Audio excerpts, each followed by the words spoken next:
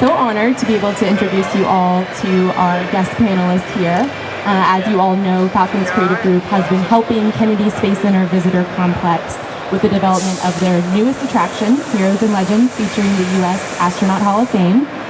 And I'm joined today by Cecil Magpuri, who is the President and Chief Creative Officer of Falcon's Creative Group. And of course, the legendary Mr. John McBride, who we're all thrilled could be here today.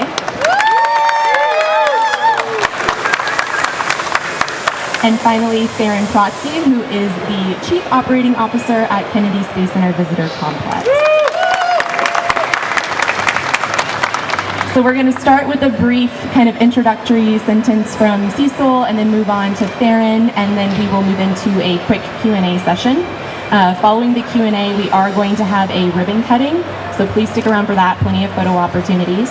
If you have not done so already, we are also offering complimentary shuttle service to the complex tomorrow to see the attraction. You can sign up over there at the laptop at the front, and I'll give you all the details afterwards. Final note, if you RSVP'd via email, I will send you press materials after this event. If you did not, find me, give me your contact information, and I'll send them anyways. All right, without further ado, here's Cecil. Thank you very much, Lauren. Well, I'm so excited to be here. This has been an incredible journey for us. From Falcon's Creative Group, all of us, we are so thankful to Theron and Delaware North and NASA to allow us to participate in creating something so important about American history and be able to kind of express the importance of heroes and how it inspires us and even the youth today. So that was one of the mandates as we were chosen to be the design firm to create this amazing experience, that it was something that inspires the youth moving forward. And I think that was a big component that allowed us to participate, is because we understood how to tell that story and make it inspirational. So the journey for this experience starts off with inspirational architectural element that's sweeping from the time period of these early astronauts. And ultimately, you slingshot through the rocket garden up onto the second level where you're engaged with a 360 Act 1 theater. And there you start to see testimonials of all walks of life talking about who heroes are to them, and culminating with the American heroes and astronauts. And ultimately, you progress inspired moving forward into Act 2, which is a very, very unique experience from both a technical experience as well as a unique approach of how we're telling a story by allowing you to be the astronaut. We're actually having you look through the eyes of the astronaut. And only a few astronauts are out there to be able to experience that. So what we wanted to do is have all guests be able to experience that for themselves. And so ultimately you are engaged with a 230-degree large dome screen that is actually below your feet. So you're looking down on Earth. It's an amazing experience. From a technical standpoint, it's high resolution, close to over 6K resolution. So it's photoreal and it's 3D. So it was a significant task to create that experience. But ultimately the goal was to tell the story and the journeys that these astronauts went through.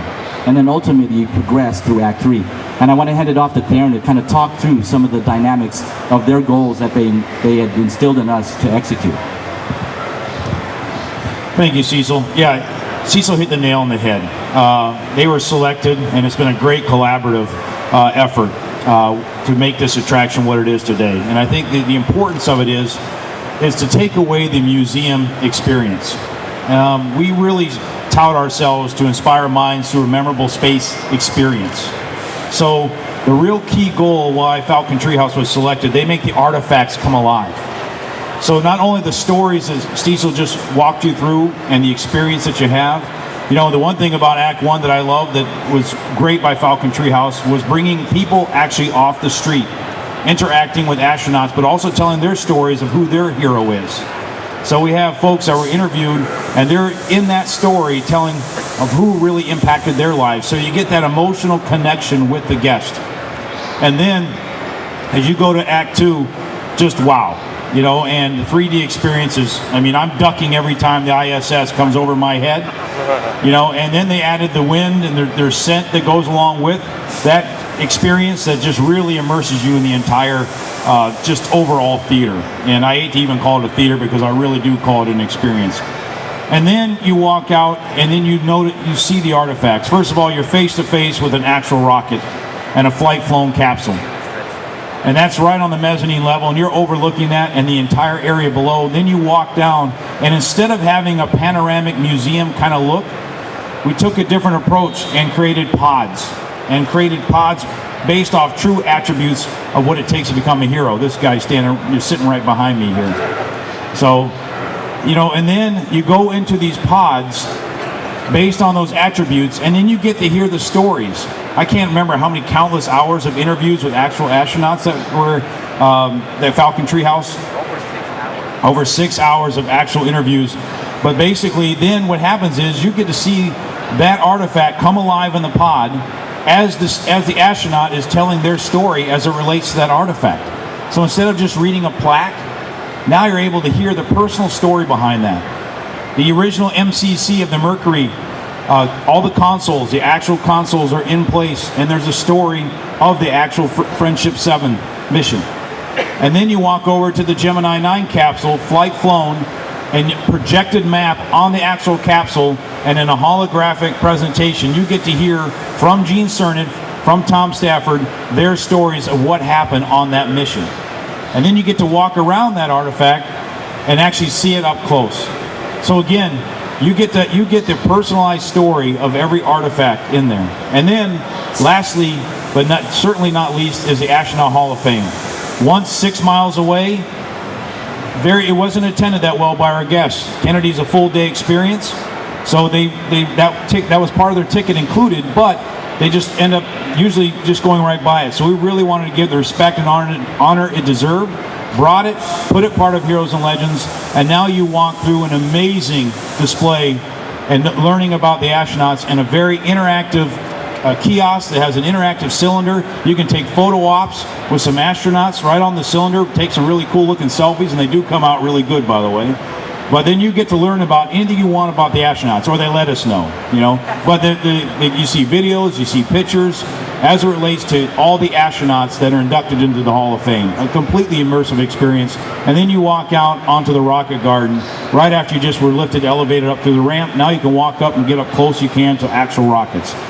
That, to me, brings that space experience together. So instead of just looking at artifacts, now you're looking at the stories that are tied to each artifact. And Falcon Treehouse did an amazing job bringing that all together. They were just so collaborative, partnership. You know, there was some yelling back and forth. There was some transparency. But at the end of the day, we had one mission in mind, and we hit it it right out of the park. So Cecil, thank you so much to you and your team, because you did an amazing job. So thank you. Please, John. First of all, let me tell you what a pleasure it is to be here with you this morning here in Orlando, the IAPA. Been here to 2 or 3. I think this is the largest one I've ever seen. I'm probably one of the world's luckiest guys. Number one, to be born in the great state of West Virginia. Number two, to have spent about 14 years in the United States Navy flying jets on and off of aircraft carriers and test pilot. I did that 600 times. The beautiful part is my landings match my takeoffs.